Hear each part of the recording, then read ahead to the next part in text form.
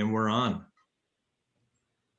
Welcome to another episode of Min Ed Soda, the podcast where the doctor, Todd Van Erp, and I, the duffer, interview and spend time with quality leaders here in Minnesota.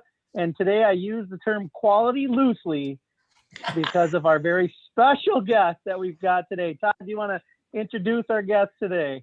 I would love to, Kip. And this is actually episode 4. And I'm surprised it's taken us this long to get to this school leader. His name is Dr. Eric Skanson. He's the principal at Cold Spring Elementary. And Eric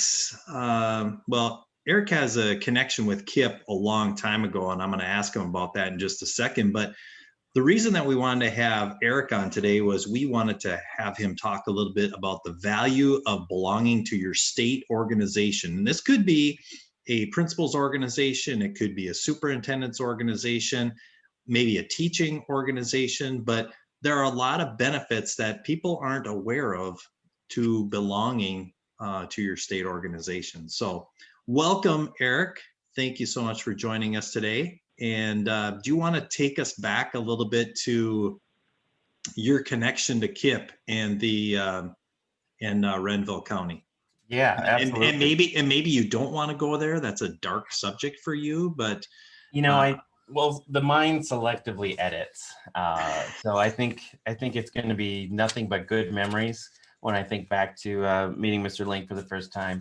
I want to say, Kip, I think the first time we met, we were doing a joint interview in bold for a social worker. Does this ring true somehow? And I don't know why on earth, why were we both there? Because it was a position through the Pac-4 Family Collaborative. That's right, Kip. So you being from Renville County West and me being from Bold, we were both invited in to be part of the panel because the social worker was going to be working with both of our schools.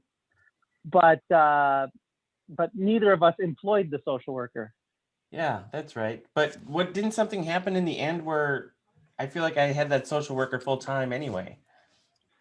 Yeah, I think you ended up getting them full time, and we ended up expanding the person that we had across our whole district instead of a second person. But that was the inception, I think is a great word, inception of the Renville County West Principals Association of circa 2007.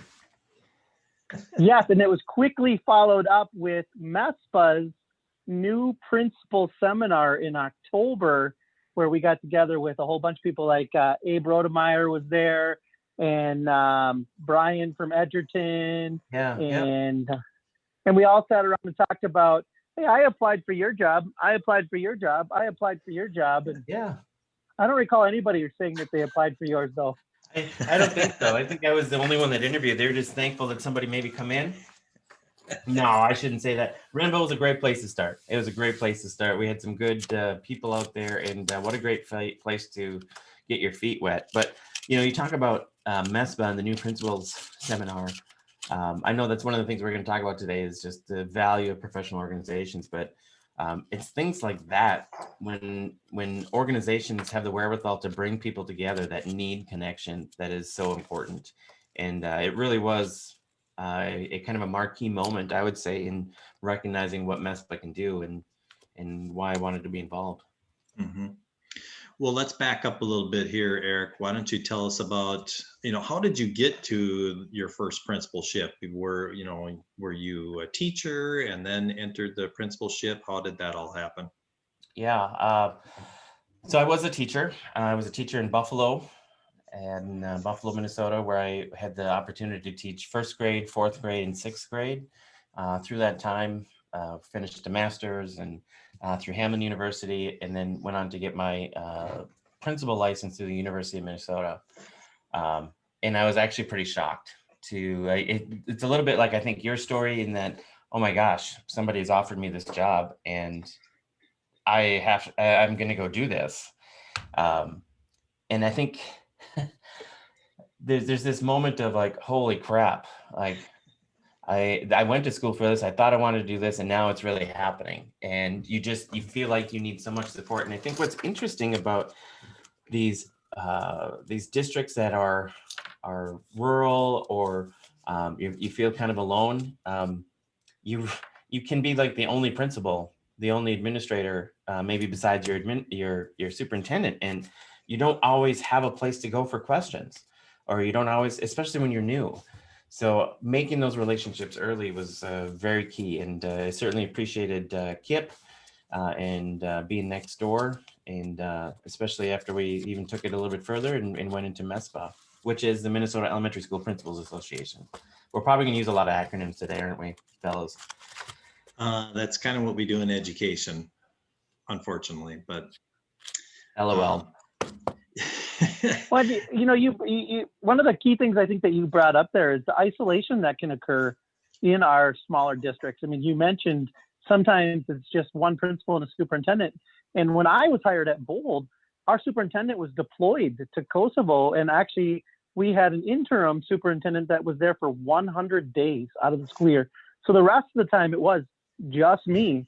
And so being able to meet Eric through the PAC4 Family Collaborative, and then follow up through Mespa, it really, I mean, there were many times where I picked up my phone in Bird Island and called over to Renville and said, what do I do?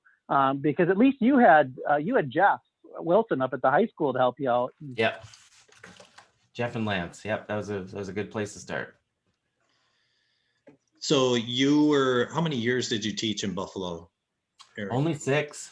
6 years. 6 and then years. you went to Renville from there. And Yes. How many years were you in Renville? Only 1. And I think when I think back, the interesting part of Renville, outside of maybe that social worker we hired, I think I was the youngest person in the building. And that brought its own challenges, of course, but it was also a great place to learn how to be a little bit humble in the principalship, and to work with everybody. So I was there for 1 year, and was able to move on to Rocori the summer of '08. And I've been in Rocori ever since at Cold Spring Elementary. So I've been through a lot of changes here, and a lot of changes both in myself, in my administrative style, as well as just the school. And, even thinking about professional organizations, it's been a heck of a ride with Mespa over the last 13 years. And not that I'm saying that it's done, but it has been certainly an extra interesting run of leadership opportunities. Well, and that's the reason that was the reason we brought Eric on today, was because of it. He just stepped out of the role of acting president of Mespa. So now he's in that past president role and helping out that way. But he also just finished up his run as the National Distinguished Principal, which is also chosen through Mespa. So congratulations on that. And so obviously you have a lot of background with Mespa. And it's done a lot of things for you, but you've obviously done a lot of things for the organization as well. Yeah, when I think about the last 13 years, the journey has been through Central Division, becoming a Central Division member, president-elect, took a chance to run for secretary treasurer at the state level, was able to win that, and serve Mespa in that role. And then felt the calling and threw my name in to be president, and that worked. I do like playing with my keys, so I'm gonna take those off right now. I got confused by keys. Sorry, guys. You were just talking about your pathway through Mespa. Oh yeah, yeah. And what's interesting, even along the way, there's these other opportunities that come up. I think about, for some reason, I was kind of an advocate around early childhood and what that looked like, and was called upon by the executive director and saying, "Hey, can you lead this design team?" And this was prior to some of those other experiences. And honestly, I just said yes. And I would encourage people that are listening who are thinking about being in professional organizations, to just say yes to some of these opportunities, and to take a risk and to jump out there, because it is scary. It's just like taking that first principal job or that first teaching job. it feels scary because you don't want to be bad at your job. But I've come to realize that there's an art to being ugly as we go forward, right? There's an art to being ugly and being okay with it, that there's some ugliness when we first start something and trying to figure things out. And I've come to this point in my career where I say yes a lot because I'm not afraid of being ugly. Kind of like Kip. Ouch. Certainly not afraid of Ouch. being ugly. I'm Some not of sure us how just that, walk around that way. did that just come out like that? I'm sorry, Kip. Well, Eric, maybe you That's- missed it and on one of our first episodes. I think we both did admit that we have faces for radio. So if you're listening on Anchor or one of the podcasting apps, it's probably safer for you to be on that.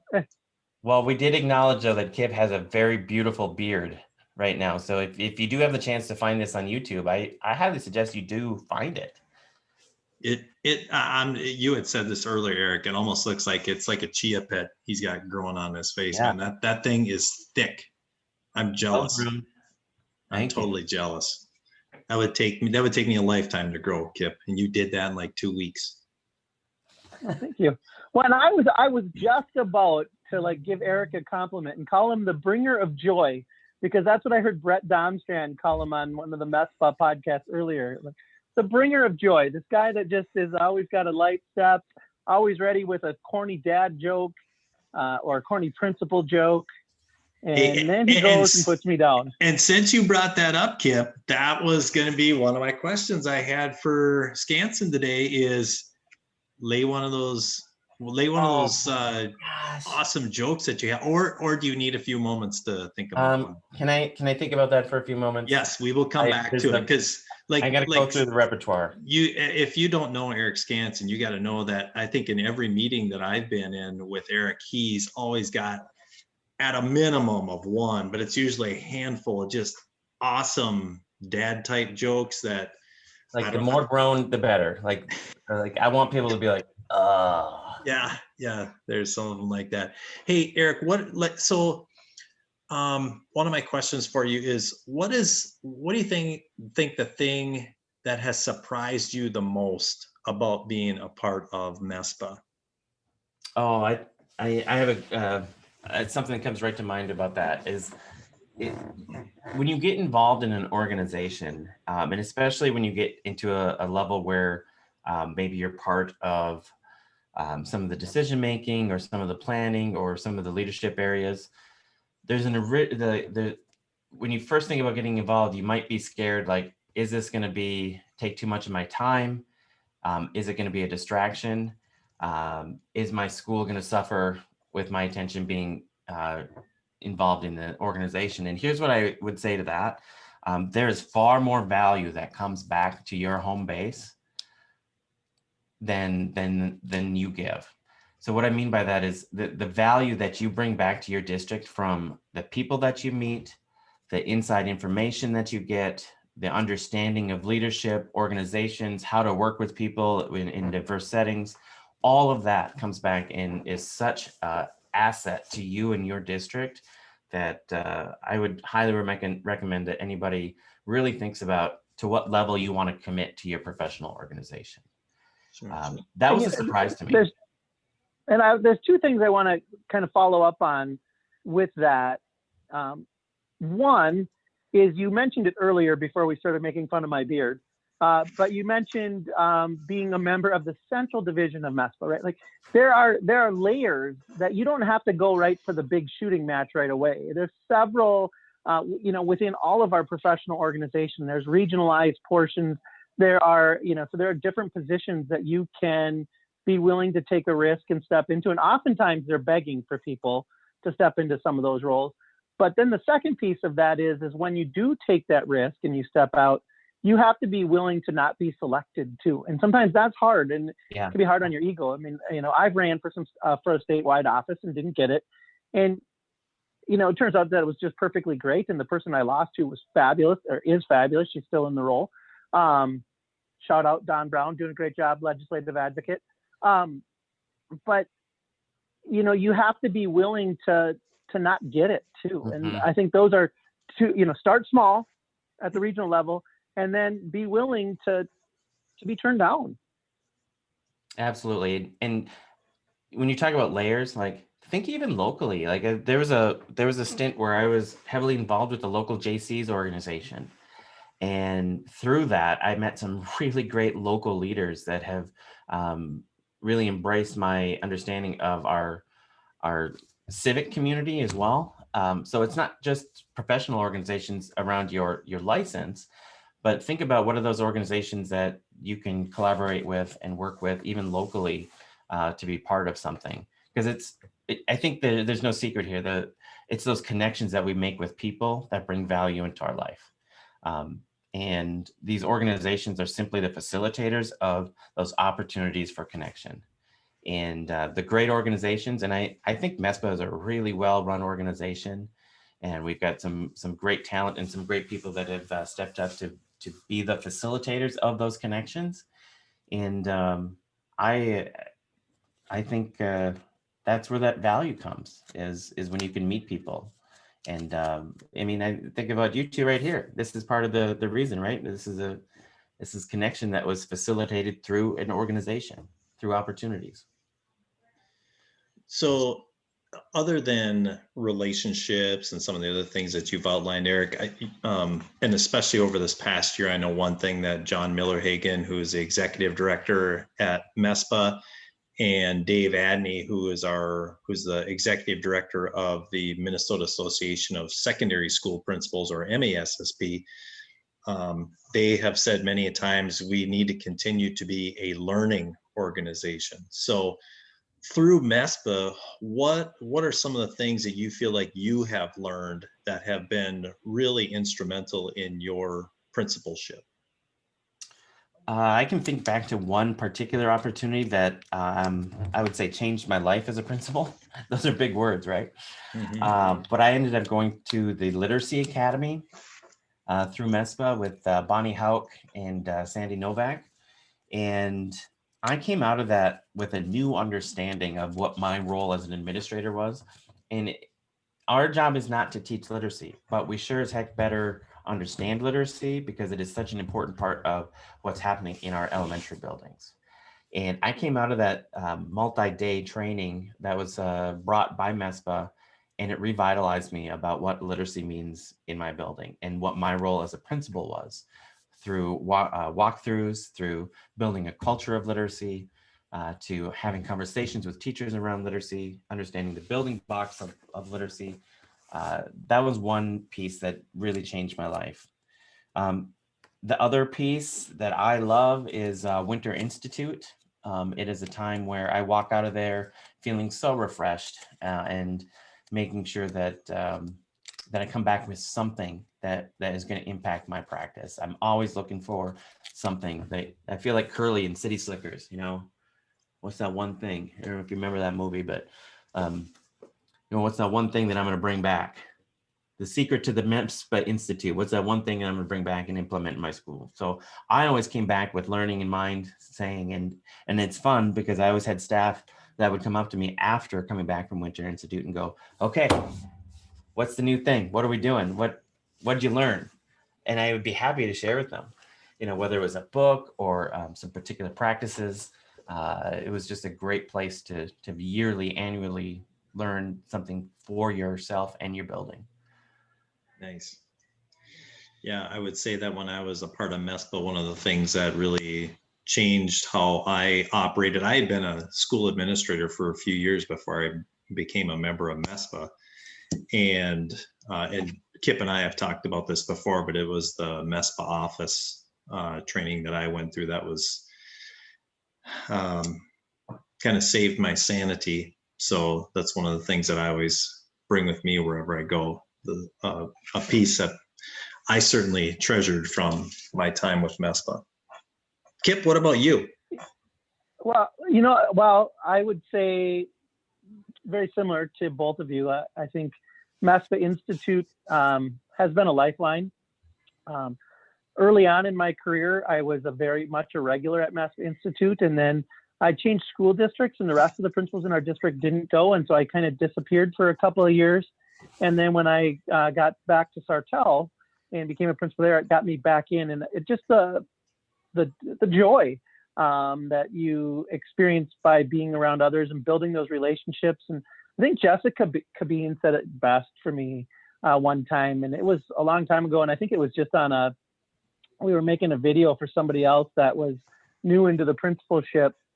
And she just said, it's nice to be around a bunch of people that understand the crazy, right? Like that we all come across this crazy in our role. And so when you're in a professional organization with a bunch of people that have similar jobs to you, they just get it. And so then we can walk away feeling like we're not experiencing this alone, and that we're not crazy. We're just living in the crazy at times. Yep. Yeah. The first tier of Maslow's hierarchy of needs is what? Like belonging, I believe. Nope, maybe it's not. Scratch that. I don't know, but I know it's on there, everybody. You got to belong, right? You have to belong. Yeah. You two are the doctors. I'm the duffer. So you guys have doctor in front of you. You should know way more about this research stuff than me. We probably need food, water, and air first. Yeah. And then maybe it's belonging. But yeah. I think Kip hit it right on the head there. It's a sense of belonging, and you don't always know you're a fish swimming in water, right? So when you finally get to go talk to another fish, you're like, oh yeah, that sounds familiar. I'm not crazy here. I think that's pretty important, is to make those connections. And Kip, I think you bring up a great point, and I'm hoping that some of our principals and people from bigger districts listen. I know that those places get a lot of opportunities in district to bring people in to have their own professional development. But I really implore you to think about the connections and the diverse perspectives you get when you talk with people outside your district. I think it's really important. You make a really good point there, except the odds of people actually listening to this podcast right now aren't all that great, because we're still, we've maybe hit double digits now, but you made a really good point, and hopefully it gets out there. I hope so too. Yeah, and if it could be, Eric, that my 14-year-old daughter, who was befriended by your daughter when she first came to Ricori Middle School, if I give her $20, she might listen to the podcast. So yeah, how can we get numbers up, right? Yeah, I'm not above bribing. So so kids, if you're listening to this, just know that Daddy's got some crisp $20 bills in his wallet somewhere just for you. So does that mean my daughter can come to you for 20s? Because I like this arrangement. We'll have to talk about that after we're done here. Okay. I was trying to get that on the record. Sorry, I can't do that. I don't want to interfere with any family dynamics. Good diversion. Good spin.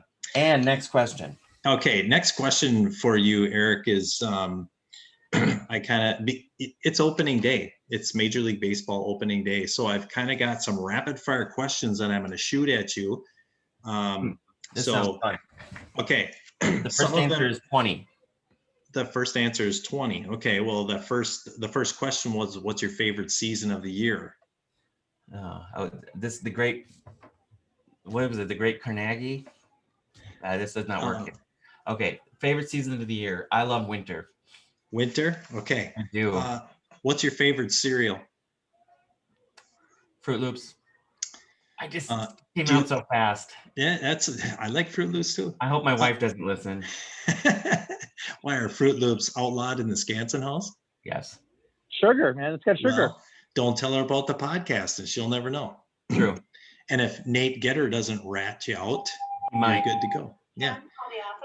And for those of you that don't know, Nate Getter is the principal at Ricori High School, same district that Eric works in.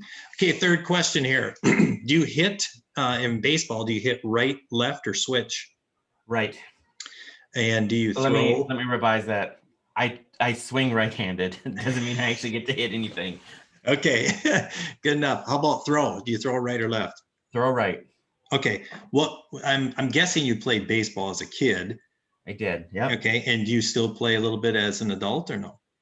Just in my backyard, throwing with my 10-year-old. Okay. So when you were playing baseball, what was your favorite position to play?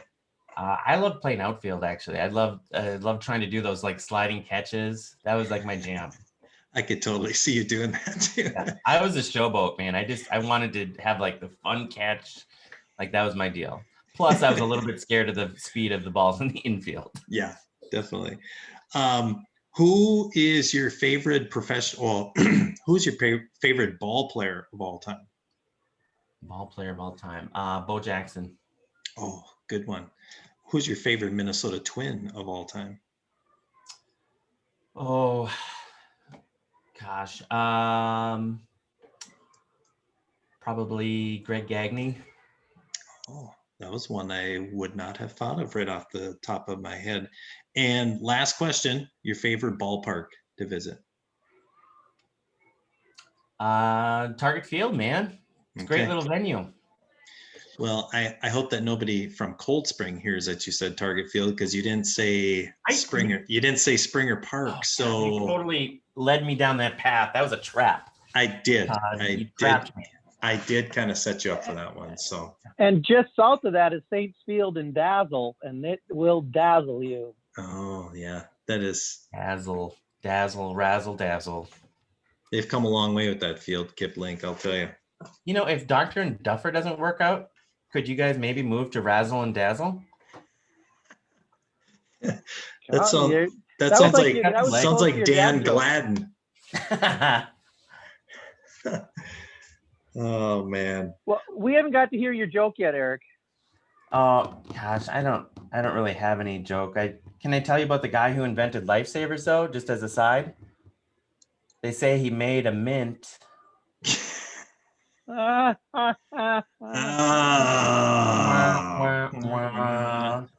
we go. Actually, let's just keep going. Did you hear the rumor about butter? No. I'm not going to spread it. I'm not going to. How about a joke about construction? Sure. No, I'm still working on it. How does Moses make his coffee? He brews it. I'm here all day, folks. That's the Skanson that we know. That might be. Is that my exit that from might the be podcast? where we need to wrap it up. Oh. So the big story here is join your professional organizations. The juice is worth the squeeze every day on that, okay? Make sure you get out and join your professional organizations. And it's okay to sit back and take. And then when the time is right, it's your turn to give and give back to that organization. That's how they thrive, and that's how you get involved. And that's how these organizations become great advocates. And let's remember, these organizations are here for us. But the proxy on that is they're here for us to help the kids in our schools, right? The kids in our organizations, the kids in Minnesota or wherever you're at. So they have a great mission, and I hope you get to support them. Awesome. Thanks, Eric. You know, the big takeaway for me was start small. It can be a small committee. It can be something regionalized, but say yes. Say yes. Say yes. Say yes to the dress. No. Well, if the dress is an organization. Yes, thank you. If the dress is an organization, yes. Say yes to the dress. Yes. No, my takeaway is that there's just so much to offer from these professional organizations. And we're just talking about Mespa specifically today, but you know, regardless of what role you play in education, seek out those professional organizations that you can belong to, join them, and get yourself involved. So thanks for having me, guys. Well, thank you. Eric. Yes, thank you so much, Eric. We appreciate it. That's going to be a wrap on episode 4 of Min Ed Soda. Thank you for joining Todd and I. We hope you have a great week, and we'll get this loaded in as quick as we can. Take care, everyone.